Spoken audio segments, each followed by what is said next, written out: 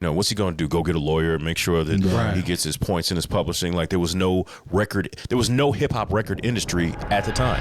Hey man, let's talk Coke, Rock. 𝐀𝐄𝐀𝐒. Oh, really? Yeah. Is that who he was talking about? He mentioned him earlier, but there's an article. There's some recent about 𝐀𝐄𝐀. Oh, well, would you look at that? Yeah, man. First thing I do is I say, would you look at this? Yeah, so 𝐀𝐄𝐀 is upset and is looking for some royalties. Would you look at that? Shoot, me too. And it's all based off the OG party on Cedric back in '73, the initial hip hop party. He says people weren't even alive. Never mind. Go ahead.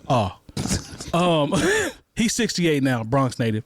He said a couple of his lines were taken and put into famous records, and he should be compensated for some of his lines that were used. And he's looking for royalties now. Based upon like what he was saying at the parties or something? Literally, like he was at the party, and one of the lines that he said was he said, "You rock, you don't stop." And this is him at the party. And then that turned out to be in Planet Rock. So he's saying, I'm seeing the hip hop museums pop up and all this type of stuff, and Herc and all these guys are the founders and the creators. I was at the party. Some of the stuff that I was spitting turned out and popped up in records years later. Another one was the line about, let's see, he has two good ones. The hotel line that is in Rapper's Delight. Hotel, motel. Yeah, so he said he originally said hotel, motel, you don't tell, we won't tell. Yep.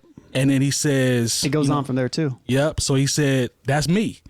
So he was at the party on the mic rocking. He's known to do that. Lone just talked about, we talk about MCing and stuff like that. Yeah, it was like hotel, motel, you don't tell, we don't tell, da-da-da-da. Like, he actually references this specific line in the Hip Hop Evolution documentary. Yes. Like, he says it in the documentary. Music's not stopping, the rocks are dropping, the champagne is flowing, the freaks will be going hotel, motel, you don't tell, we don't tell.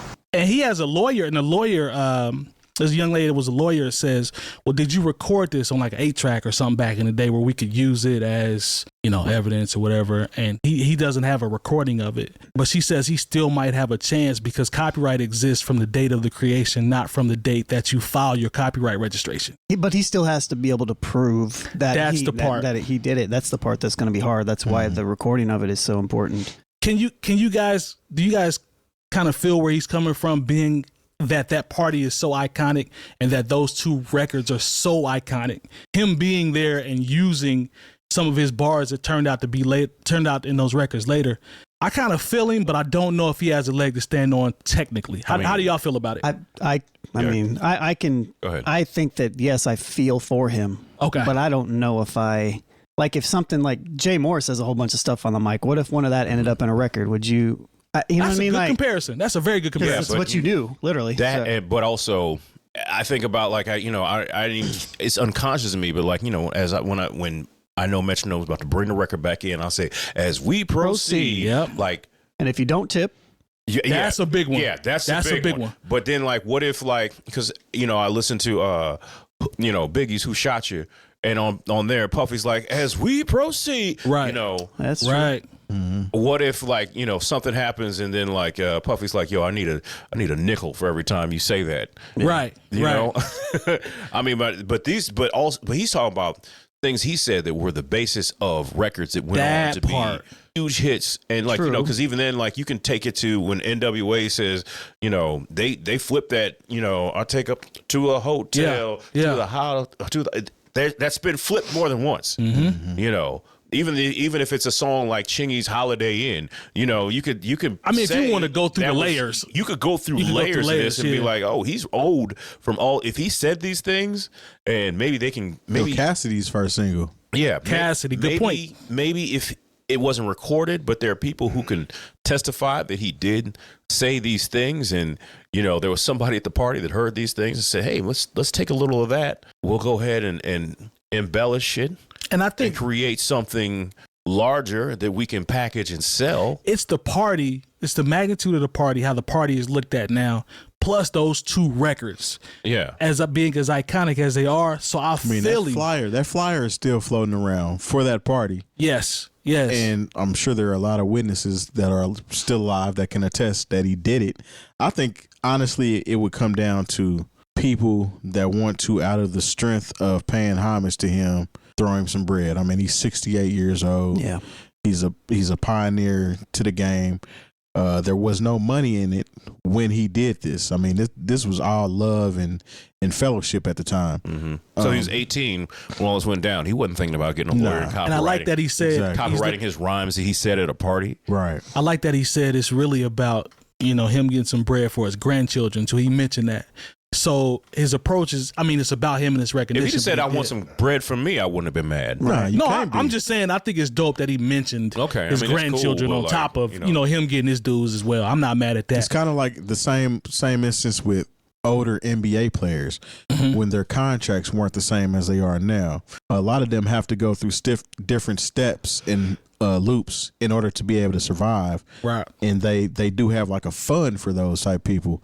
And I think somebody was talking about this at one. Bow Wow, I think, was one of the people that was talking about having like a commission of hip hop artists that paid into a union of some kind or something. Y'all remember that conversation? Yeah. So something like this, I think that would be good for those type of artists that have paved the way or have contributed to the art of hip hop, and they were never paid for it.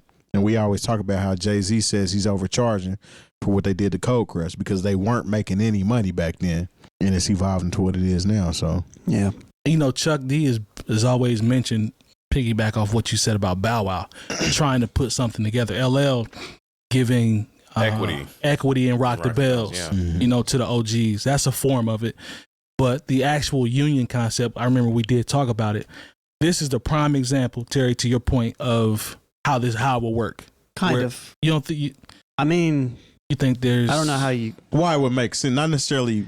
I think work maybe in the future. In the future, it makes sense, right? There's no game plan put together, but why it would make sense for them to sit down and come up with something. Yeah. I like makes sense. Yeah, I see your point. Yeah, I can feel him. I understand all that, but I don't know how. I feel like realistically, it's just a legal battle. Yeah.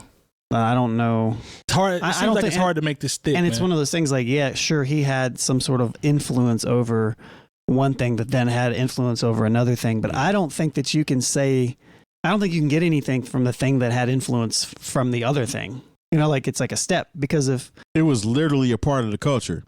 That's kind of like here, like phrases that people only in Indianapolis, Indiana say, Naptown stuff. Like how you what and out the gate, things like that. Like who gets paid for that if something were to transpire to where it was, you know what I'm saying? Like if somebody pop off or something. Even like a dance. Like somebody's like, oh yeah, that originated here. So it had to originate with somebody. And then, when you try to copyright the dance and say, because it winds up being on a world stage Fortnite. somewhere. Yeah, exactly. Like the whole thing with Fortnite. And then it's like, how are we supposed to pay somebody for that? And you can't prove it, and this, that, and the third. Anybody can get it. Yeah. Like the Carlton dance. Carlton, how he was trying to get paid. Even though he... I believe he should have, but he never got that check. Yeah, he didn't. That's not his dance. It isn't. You're right. Yeah, I stand corrected. You're right. Dance in the Dark video. Yeah, we just made it the Carlton dance. Yeah. And the things that we are talking about right now are what make this conversation so challenging. And why, like the creation. That's why it's so important to actually take care of your legal stuff. It's like it's, as Jay Moore always says, it's a cautionary tale. Yeah. You know what I mean? Like, there's nothing that he could have done, but it's just like he got left behind. And, it would be, I think that to your point, Terry, I think the only way that this actually becomes something is if people that are a part of the culture do something for him in that aspect.